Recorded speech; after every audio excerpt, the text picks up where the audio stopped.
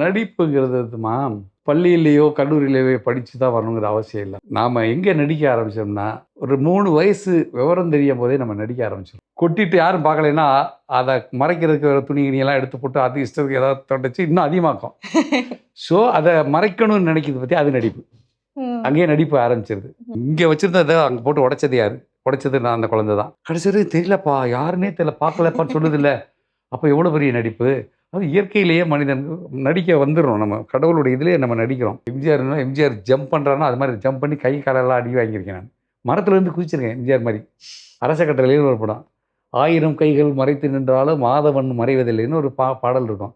அந்த பாடலில் எம்ஜிஆர் ஒரு விழுதை பிடிச்சி தொங்கிட்டுவார். நான் தொங்கி கீழெல்லாம் விழுந்துருக்கேன். நான் கற்றுக்கணும்னு ஆசையெல்லாம் பட்டேன். எங்கேயாவது சொல்லி தருவாங்களான்னு. அந்த வழிமுறைகள்லாம் தெரியாது. இப்போ தான் நிறையா இருக்குங்கிறாங்க. அப்போ எல்லாம் தெரியாது. ஃபிலிம் இன்ஸ்டியூட் ஒன்று இருக்குது, அதில் போய் படிக்கிறான்னா அப்போ பொருளாதார வசதி இடம் கொடுக்காது. நடிப்பு நீங்க ஒரு நடிகரா இன்னைக்கு இருந்தாலும் நடிப்புக்குன்ட்டு ஒரு பேஸ் இருக்கு. ஒரு சில விஷயங்கள் நம்ம பயிற்சி எடுத்துட்டு வரணும். இதெல்லாம் பயிற்சி எடுத்தோம்னா நமக்கு வந்து எக்ஸிகியூஷன் லைக் நம்ம பர்ஃபார்ம் பண்ணும்போது நமக்கு அது ஈஸியா இருக்கும் அப்படின்ற ஒரு சில விஷயங்கள் இருக்கு. ஆனா நீங்க அப்படி எதுவுமே பண்ணவே இல்லை. இருந்தாலும் ராஜா ராணியில உங்களோட பெர்ஃபார்மன்ஸ் வந்து சீரியஸாவே ரிமார்க்கபிளான ஒரு ஆக்டரா தான் நீங்க பெர்ஃபார்ம் பண்ணியிருந்தீங்க. சூப்பரா இருந்துச்சு. உங்களோட ரோலை வந்து நீங்க ரொம்ப அழகா வெளியே காமிச்சிருந்தீங்க. அது வந்து உங்களால எப்படி பண்ண முடிஞ்சது? ஆக்சுவலி நீங்க கிளாஸுக்கு போகாம எதை வச்சு நீங்க ஆக்டிங் கத்துக்கிட்டீங்க? நடிப்புங்கிறதுமா பள்ளியிலேயோ கல்லூரியிலேயோ படித்து தான் வரணுங்கிற அவசியம் இல்லை. நாம் எங்கே நடிக்க ஆரம்பித்தோம்னா ஒரு 3 வயசு விவரம் தெரியும் போதே நம்ம நடிக்க ஆரம்பிச்சிடுறோம்.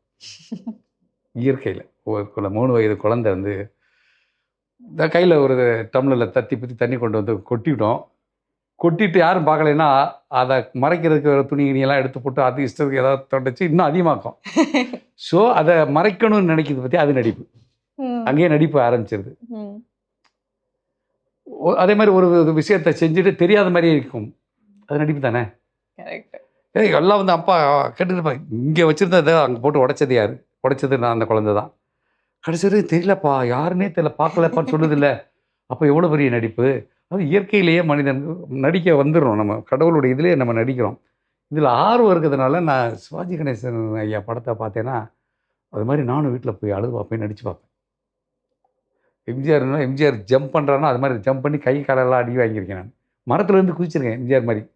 அரச கட்டளைன்னு ஒரு படம். 1000 கைகள் மறைத்து நின்றாலும் மாதவன் மறைவதில்லைன்னு ஒரு பாடல் இருக்கும். அந்த பாடலில் எம்ஜிஆர் ஒரு விழுதை பிடிச்சி தொங்கிட்டுவார். நான் தொங்கி கீழெல்லாம் விழுந்திருக்கேன். அதனால அந்த நடிப்புங்கிறது உள்ளத்தூரில் அதை இருக்கிறது தான் வெளியே வர்றது நடிப்பு. அதனால் நான் கற்றுக்கணும்னு ஆசையெல்லாம் பட்டேன். எங்கேயாவது சொல்லி தருவாங்களான்னு. அந்த வழிமுறைகள்லாம் தெரியாது. இப்போ தான் நிறையா இருக்குங்கிறாங்க. அப்போ எல்லாம் தெரியாது. ஃபிலிம் இன்ஸ்டியூட் ஒன்று இருக்குது, அதில் போய் படிக்கிறான்னா அப்போ பொருளாதார வசதி இடம் கொடுக்காது. அதுக்கும் குவாலிஃபிகேஷன் படிப்பு வேணும் இல்லையா? நான் எஸ்எல்சி ஃபெயிலு. ஃபெயில் ஆனது காரணமே சினிமா தான். 8ஆம் வகுப்பில் வந்து அரசு தேர்வு நடத்துவாங்க. அந்த 7 நாளுமே 7 ஷோ ஒரு படத்தையே பார்த்தேன். சிவாஜி நாகேஷ் படத்தை. நம்ம ஃபெயில் ஆயிரும் நல்லா தெரியும். அப்புறம் எதுக்கு போய் கஷ்டப்பட்டு படிக்கணும்? 7 நாளும் 7 ஷோ பார்த்தேன் அந்த படத்தை மட்டுமே. உத்தரவின்றி உள்ளே வா அந்த படம். ஃபுல் காமெடி படம். எனக்கு காமெடினா ரொம்ப பிடிக்கும். காமெடி நடிகை நாயகம்னு நாகேஷ் பாண்டியன்லாம் பேர் மாற்றி வச்சு நாடகங்கள்லாம் நடிச்சிருக்கேன் நான். அப்படி இருந்தது. நான் காமெடியான ஆகணும்னு ஆசைப்பட்டது தான் வந்து பயங்கரமாக வில்லன் மாதிரி இதில் வந்துட்டேன். அப்போ அந்த இது எனக்கு அது எங்கேயுமே கற்றுக்கல. ஆனால் ஒவ்வொருத்தருடைய சிவாஜி ஐயா வந்து ஒரு எறும்பு ஊறுறதுக்கு கூட கூர்ந்து கவனிப்பாருப்பாங்க. அவரே சொல்லியிருக்காரு. எறும்பு ஊறி போகிறது கூட எறும்பு ஊறுதுன்னு அசால்ட்டாக இல்லாமல் அது எறும்பு ஊற அந்த நகர்றது பார்த்திங்களா, அந்த மூமெண்ட் அப்படியே பண்ணிகிட்டே இருப்பாராம். அப்படி பண்ணுவாராம். அப்படி பண்ணுறத அவர் ஒரு இன்டர்வியூவில் சொல்லி நான் கேட்டிருக்கேன்.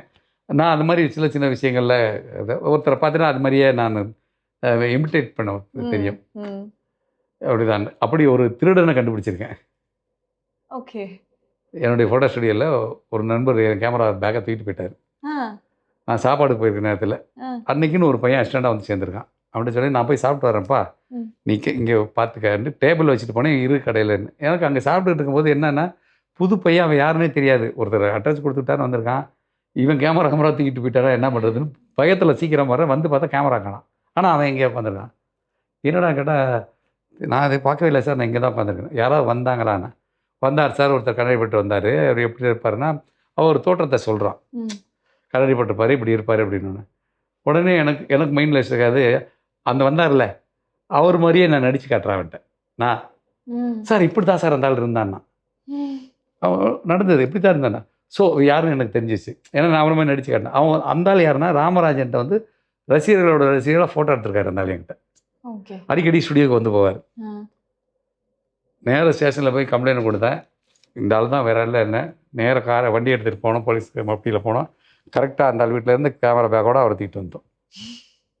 அப்போ எனக்கு நடிப்பு அங்கே உதவி. இது எந்த இன்டர்வியூலையும் சொல்லாத ஒரு விஷயம். அது உதவி.